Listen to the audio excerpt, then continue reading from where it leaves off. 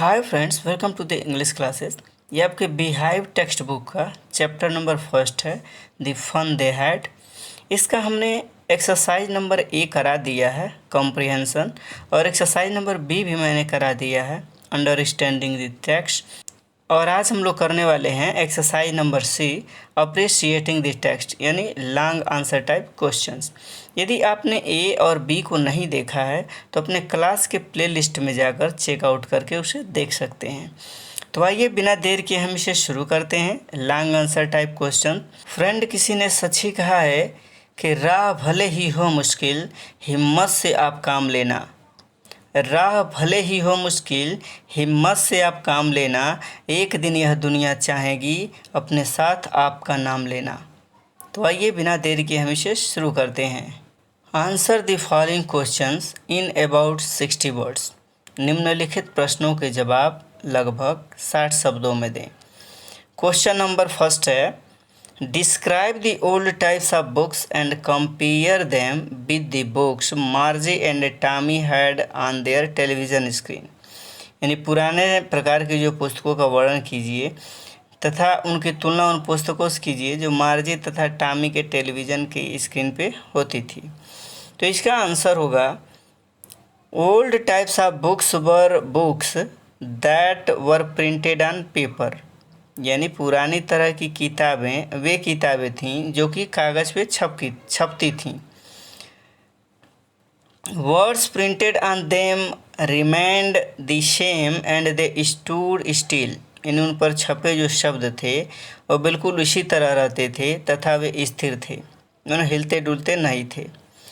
Turn the pages over and you will find the same word printed there as you read before.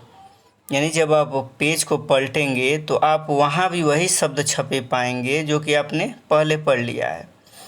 After reading them, यानी उन्हें पढ़ने के बाद, the books became useless.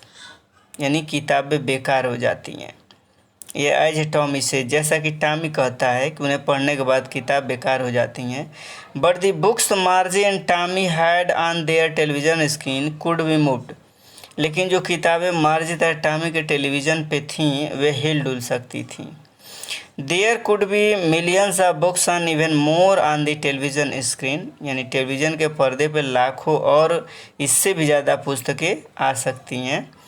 Everything kids wanted to learn could flash on the screen. और वह सब कुछ जो छोटे बच्चे सीखना चाहते हैं पर्दे पे चमक सकता है।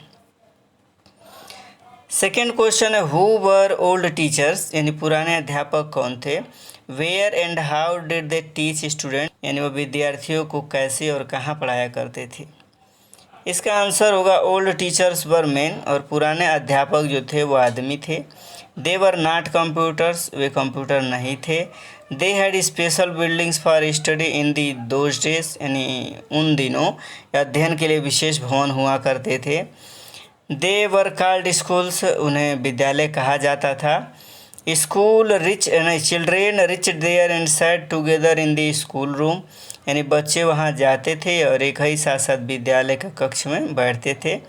द टीचर टाट them new things and gave them homework. और अध्यापक उन्हें नई बातें सिखाया करते थे तथा उन्हें गृह कार्य दिया करते थे। एंड आस्क देम क्वेश्चंस, और उन्हें उनसे प्रश्न पूछा करते थे।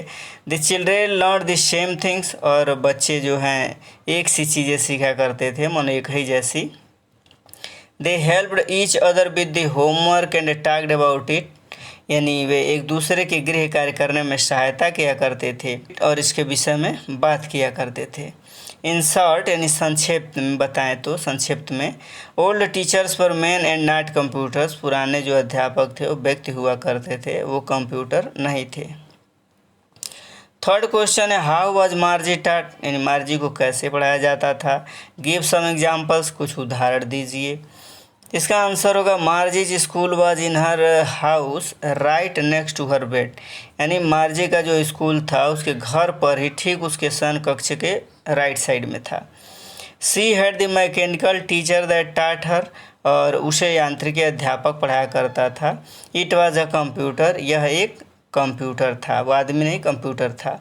The mechanical teacher gave her text. और वह यांत्रिकी अध्यापक उसकी परीक्षा लेता था।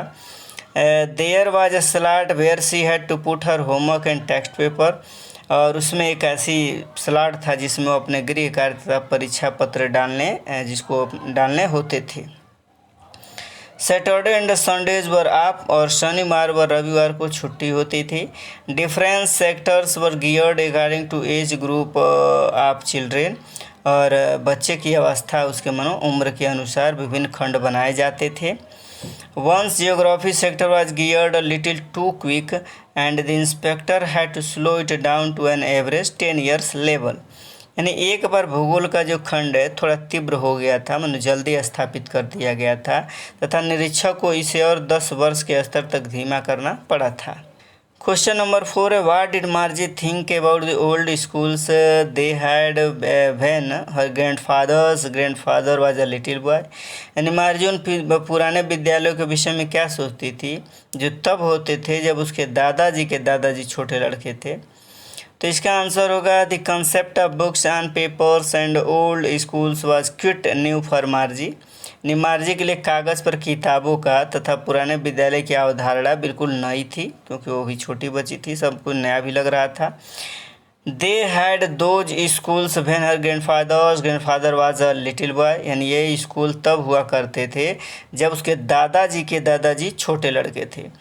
All the kids from whole neighbourhood and came to school, और पूरे पड़ोस के सभी बच्चे स्कूल आते थे, है ना। There they laughed and shouted in the school yard, और वहाँ वे विद्यालय के प्रांगण में हंसते तथा चीखते चिल्लाते थे। स्टडीड द सेम थिंग्स टाट बाय द मेन टीचर्स, और एक जैसी बातें पढ़ते थे जो उन्हें मनुष्य अध्यापक के द्वारा पढ़ाई जाती थी, है ना। At the end of the day they went back to home together, और दिन के अंत में वो सभी साथ साथ वापस घर जाते थे।